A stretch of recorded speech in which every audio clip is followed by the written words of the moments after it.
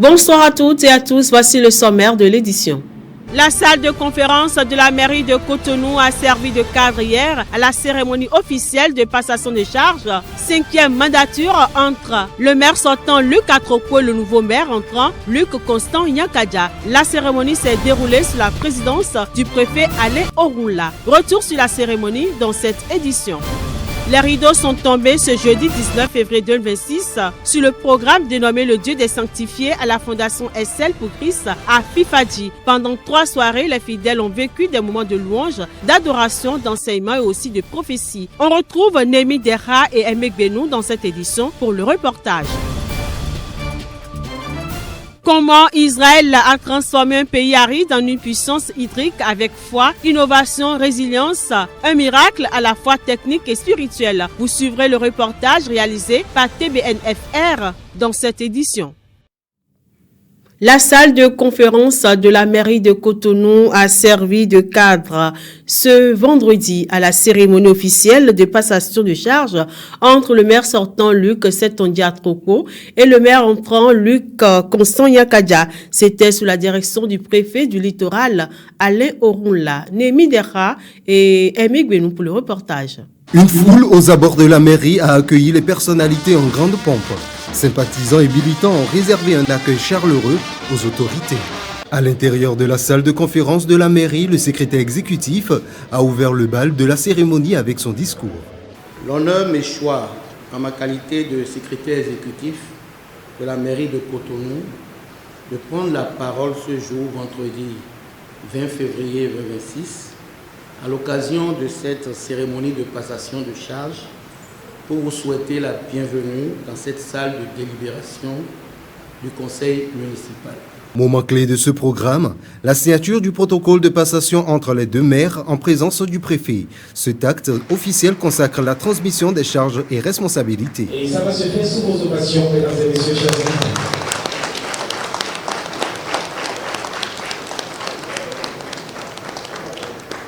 Prenant la parole, le maire sortant Luc Atroko a dressé le bilan de son mandat. Monsieur le préfet, monsieur le maire, mesdames et messieurs les conseillers communaux, ces différents projets structurants traduisent notre volonté de doter la ville de Cotonou d'infrastructures dignes d'une métropole au service de ses habitants.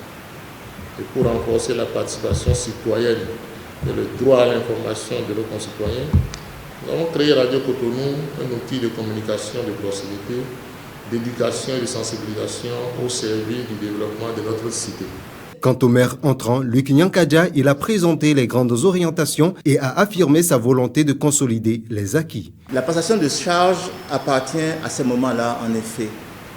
Elle n'est pas un simple transfert de responsabilité, elle est l'expression concrète de la continuité républicaine. Vous savez mieux que quiconque que la mairie, elle, ne dort jamais. Je prends donc la relève sans illusion sur les nuits écourtées, mais avec détermination.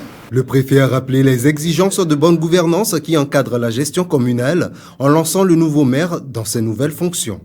Le maire est placé, c'est le texte qui le dit, sous la tutelle du préfet lorsqu'il exerce les compétences propres de la commune.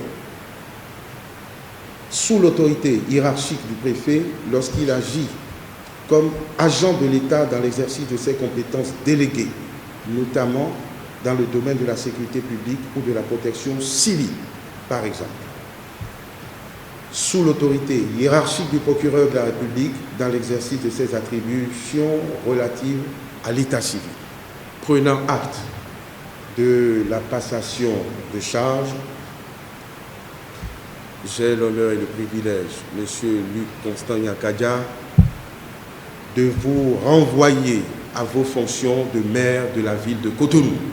Clou symbolique de la cérémonie, la remise officielle de la clé de la ville par le maire sortant au nouveau maire.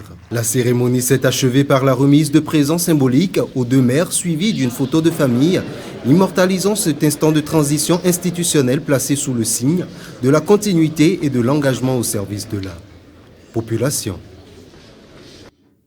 36 ans plus tôt, avec un tournant politique connu pour le Bénin, par le Bénin plutôt, un tournant historique de refondation du Bénin. Nous étions en février 1990. C'était la conférence des forces vives de la nation. Des décisions prises ont imprimé une marque à la marge démocratique du Bénin. Comment cette rencontre a-t-elle donc redéfinir notre trajectoire politique et démocratique? Retour sur les grands axes de la conférence dans cet élément. Fin des années 80, le résultat de 15 années de pouvoir du Parti de la Révolution populaire du Bénin, PRPB, est bien sombre. Économie à genoux, augmentation du taux de chômage, liquidation de sociétés, salaires impayés pendant des mois, écoles paralysées, hôpitaux en manque de tout, le pays se voit confronté à une situation sociale encore jamais enregistrée en 30 années d'indépendance. La colère sociale monte, la peur s'installe, le régime du général Mathieu Kérékou n'arrive plus à contenir la crise économique et politique d'une rare gravité qui l'étouffe. Pour décrisper la situation et permettre une accalmie sociale, les organes centraux du PRPB se réunissent le 6 et 7 décembre 1989. Le 19 février 1990, à l'hôtel PLM Aledjo de Cotonou, il sonnait 10 heures quand s'ouvre la conférence des forces vives de la nation. Dans une salle surchauffée, l'heure n'est plus au slogan, mais à la survie de la nation. Nous prenons à témoin le peuple béninois tout entier, en affirmant solennellement notre engagement à faire mettre en œuvre de manière réaliste toutes les décisions issues des travaux de la conférence nationale.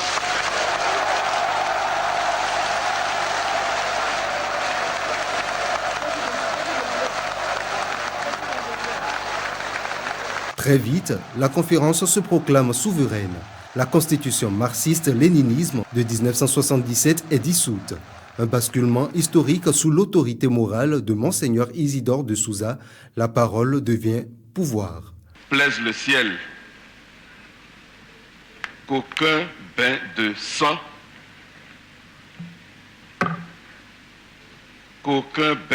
sang, ne nous éclabousse et ne nous emporte. 36 ans plus tard, cette conférence reste un repère. La preuve qu'au cœur de la crise la plus profonde, un peuple peut choisir le dialogue et réinventer son destin. Direction FIFADI à présent à la Fondation SL pour Christ. Les regards étaient tournés ce jeudi 19 février vers l'autel pour la grande clôture du programme dénommé Le Dieu des Sanctifiés. Pendant 3 soirées, les fidèles ont vécu des moments de louange, d'adoration, d'enseignement et aussi de prophétie. Némi Dera et Megbenou. Si tu es vraiment dans la joie, fais du bruit pour le roi des rois. Dans le temple, l'atmosphère est déjà chargée. Démarrant par la louange, le peuple de Dieu témoigne leur gratitude à Dieu.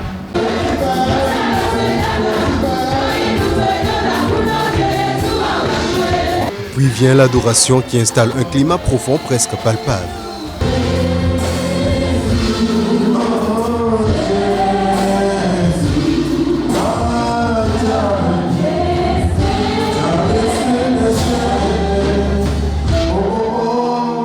À sa prise de parole pour délivrer son message, le prophète Isaac, l'orateur principal, transporte l'auditoire au temps de l'esclavage en Égypte. Le jour que le vent a soufflé, le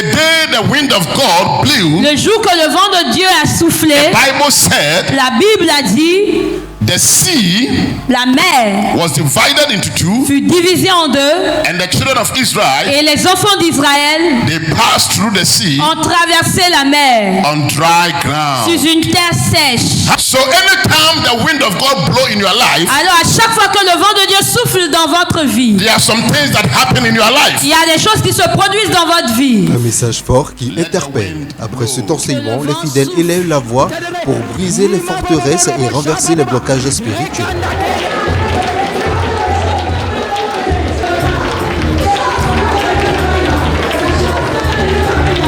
Dans la continuité, l'homme de Dieu rend ministère à travers des paroles prophétiques.